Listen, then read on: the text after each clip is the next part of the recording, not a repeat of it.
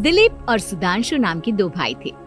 दिलीप की शादी कावेरी के साथ हुई और सुधांशु की शादी माया के साथ। शादी के बाद दोनों भाई अपनी अपनी पत्नी के साथ खुशी खुशी रहा करते थे। दोनों भाइयों के परिवार एक ही घर में रहता था, साथ में खाना, साथ में घूमना। कुल मिलाकर दोनों भाइयों का परिवार खुशहाल परिवार था। कुछ सालों के बाद दिलीप की पत्नी कावेरी को एक बेटा हुआ। भैया, आज मैं बहुत खुश हूँ, चाचा बन गया हूँ मैं। हाँ भाई साहब, इस बच्चे के घर में आने से तो रौनक आ गई है। मैं सबको बताऊंगी कि मैं तो चाची बन गई हूँ, चाची। तुम दोनों कितने अच्छे हो। हमारे बच्चे के आने से ऐसे खुश हो रहे हो जैसे ये बच्चा तुम्हारा ही हो। बस भैया, अब आपका बेटा इस दुनिया में आ गया ना, हम भी कोशिश करेंगे कि हमारा भी बच्चा जल्दी से इस दुनिया में आ जाए। और फिर आपका और हमारा बच्चा दोनों मिलकर दिन भर घर के आंगन में खेला करेंगे। कितना मजा आएगा ना। सच कहती हूँ माया, मैं भी उसी दिन का इंतजार कर रही हूँ जब तुम्हारी भी गोद भर जाएगी और मेरे बेटे को एक छोटा भाई या बहन मिल जाएगी। 1 साल बीत जाता है। दिलीप और कावेरी का बेटा अब 1 साल का हो चुका था, लेकिन सुधांशु और माया की कोई औलाद नहीं होती। माया, लगता है कि हमारी जिंदगी में बच्चे का सुख ही नहीं है। ऐसा क्यों कहते हैं? दिलीप भाई साहब का बेटा भी तो हमारा ही बेटा है ना। तुम्हारी बात बिल्कुल ठीक है माया, लेकिन फिर भी हमारा खुद का एक बच्चा होता तो कितना अच्छा होता। हाँ, कावेरी भाभी भी हमेशा कहती हैं उन्हें अपने बेटे के लिए एक छोटा भाई या बहन चाहिए। लेकिन देखिए ना, हमारी तो किस्मत ही कितनी खराब है। हमारे तो सारे ट्रीटमेंट भी फेल हो चुके हैं। डॉक्टर ने भी साफ साफ कह दिया है कि तुम कभी माँ नहीं बन सकती। वही तो सुधांशु, बहुत बुरी किस्मत है हमारी।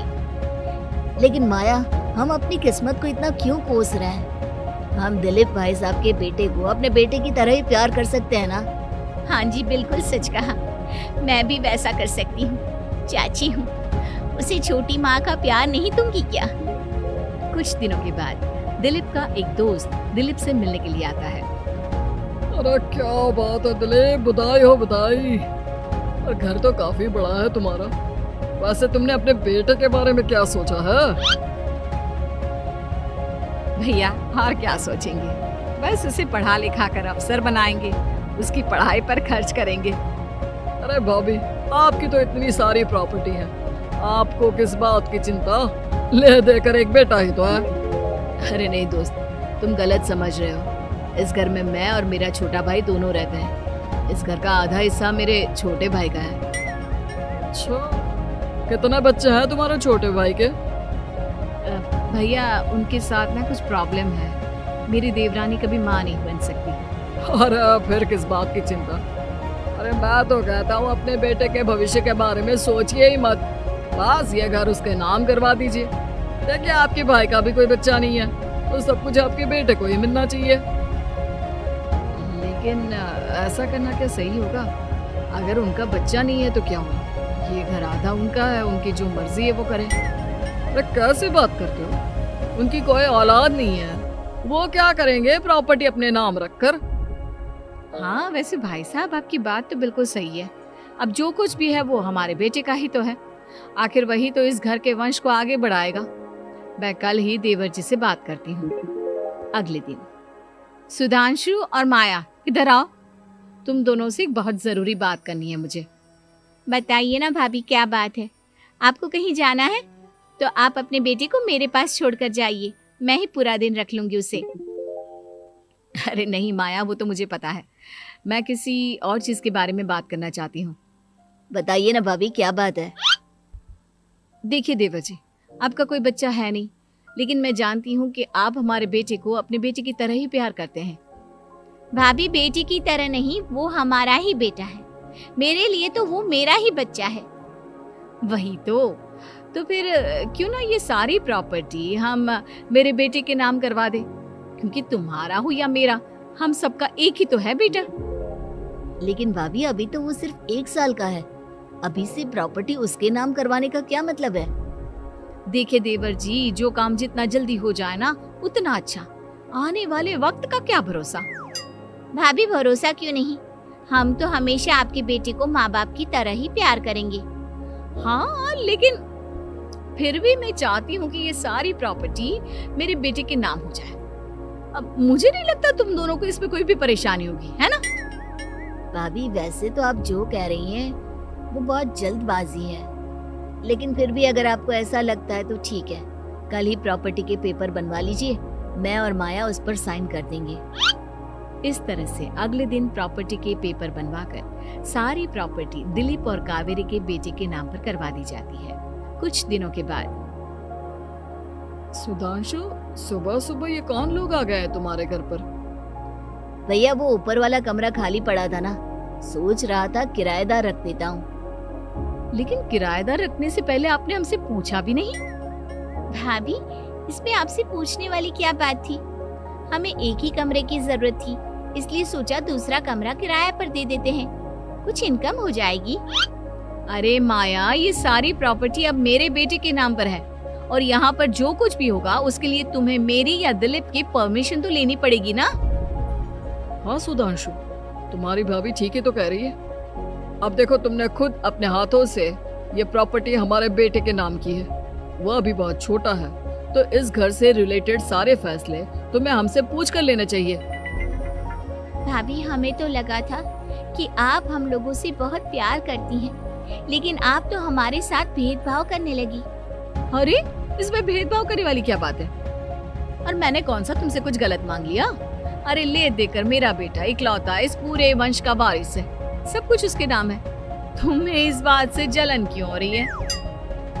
भाभी माया को जलन नहीं हो रही, वो तो बस ऐसे ही कह रही थी। सब जानती हूँ मैं, इसकी खुद की तो कोई औलाद पैदा नहीं हुई, बस इसीलिए जब देखो तब मेरे बेटे पर बुरी नजर डालती रहती है। देखो माया, कावेरी तुमसे बड़ी है, वो जैसा कहती है वैसा करो।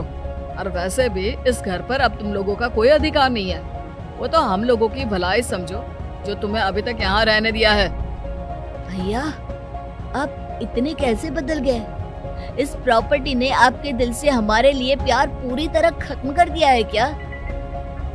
इसी तरह वक्त बीतता जाता है और देखते देखते दिलीप और कावेरी का बेटा प्रणव 25 साल का हो जाता है और उसकी नौकरी लग जाती है। पापा, आज मेरा अपॉइंटमेंट लेटर आ गया है, मैंने सिंगापुर में जॉब ज्वाइन कर ली है। लेकिन प्रणव, विदेश में नौकरी करने जाने से पहले तुम्हें कम से कम अपने मम्मी पापा से एक बार पूछना चाहिए था ना। इसमें पूछने वाली क्या बात है माँ? मैं सिंगापुर जाकर जॉब करना चाहता हूँ तो करना चाहता हूँ।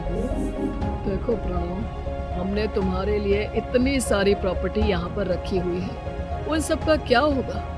यहाँ रहो, बिजनेस करो। सॉरी पापा, मैं यहाँ रहकर कोई बिजनेस नहीं करने वाला, और ये जितनी भी प्रॉपर्टी आपने मेरे लिए संभाल कर रखी है ना, ऐसे ही किसी को दान में दे दीजिए, क्योंकि मैं सिंगापुर से वापस इंडिया आकर कभी नहीं रहने वाला। दिमाग खराब हो गया है तेरा, जानता नहीं तेरी वजह से हमने तेरे चाचा चाची से लड़ाई करके पूरा घर तेरे नाम करवा दिया था। हाँ तो ऐसा करने से पहले आपको सोचना चाहिए था ना। और मम्मा, मैं तो वैसे भी उस वक्त 1 साल का था, मेरा इस मैटर से कोई लेना देना नहीं है। कैसी बात कर रहा है ये लड़का? अरे तेरी वजह से अपने छोटे भाई से दुश्मनी लेकर बैठा हूं मैंने तो उसे घर से भी निकाल दिया। जानता नहीं तू, बाजू वाले घर में एक छोटा सा कमरा किराए पर लेकर रहते हैं तेरे चाचा चाची, और ये सब मैंने तेरे लिए किया। देखिए पापा, आपने जो कुछ भी किया अपने लिए किया। मैंने आपसे कब कहा था कि मुझे ये प्रॉपर्टी और घर चाहिए? और वैसे भी अपने भाई के साथ इस तरह का बिहेव करके आपने कोई अच्छा काम तो किया नहीं। तू सही कह रहा है बेटा, हमने तेरे चक्कर में अपने छोटे भाई जैसे देवर और बहन जैसी देवरानी को इस घर से निकाल दिया। बहुत बड़ी गलती हो गई मुझसे। ठीक है मॉम, तो अब आप अपनी गलती सुधारो, लेकिन मुझे तो फॉरेन जाना है, मैं वहीं जाऊंगा। अब आगे क्या करना है ये आपका डिसीजन है। और प्रणव सिंगापुर जॉब करने के लिए चला जाता है। कुछ दिनों के बाद जब दिलीप और कावेरी को अपनी गलती का एहसास होता है तो वो सुधांशु के घर पहुंचती है। सुधांशु, माया, हमें माफ कर दो, हमसे बहुत बड़ी गलती हो गई। क्या हुआ भाभी? आज इतने सालों के बाद अब हम गरीब लोगों के घर क्या करने आई हैं? भाभी, हमने तो खुशी खुशी अपने भतीजे को सब कुछ दे दिया, अब हमारे पास कुछ भी नहीं बचा है।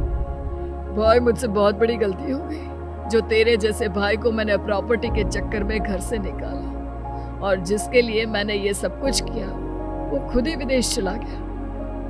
भैया भाभी, जिस बेटे के लिए आपने हम लोगों को इतनी तकलीफ दी, आपस के प्यार को बिगाड़ा, जब वही आपसे दूर चला गया तो आपको इस बात का एहसास हुआ। लेकिन माफ कीजिए, अब हम आपके साथ रहने के लिए उस घर में नहीं आ सकते। नहीं नहीं माया, ऐसा मत कहो, मुझसे बहुत बड़ी गलती हो गई, प्लीज वापस चलो, मैं वो घर फिर से तुम्हारे नाम कर देती हूँ। भाभी, मैं उस घर का क्या करूंगी? किसके लिए? मेरा कोई बच्चा नहीं, मैं तो बस जिंदगी भर आप लोगों के साथ प्यार से रहना चाहती थी, प्रणव को अपने बेटे की तरह प्यार करना चाहती थी, लेकिन आपने मुझसे वो अधिकार छीन लिया। भाभी और भैया, एक सवाल पूछना चाहता हूँ आप लोगों से। जो बच्चा कुछ ही दिन पहले दुनिया में आया हो, जिस बच्चे के भविष्य का आपको पता ही ना हो, उसके लिए अपने पुराने रिश्तों को तोड़ देना, अपने सगे रिश्तेदारों से दुश्मनी मोल लेना, उनके साथ झगड़ा करना, उनकी बेइज्जती करना, क्या ये सही है? कम से कम हमें सही वक्त का इंतजार तो करना चाहिए ना। सिर्फ प्रॉपर्टी के लिए अपने सगे भाई को घर से निकाल दिया, वो भी अपने 1 साल के बेटे के लिए। क्या ये वाकई में सही था? जवाब दीजिए मेरी बात का।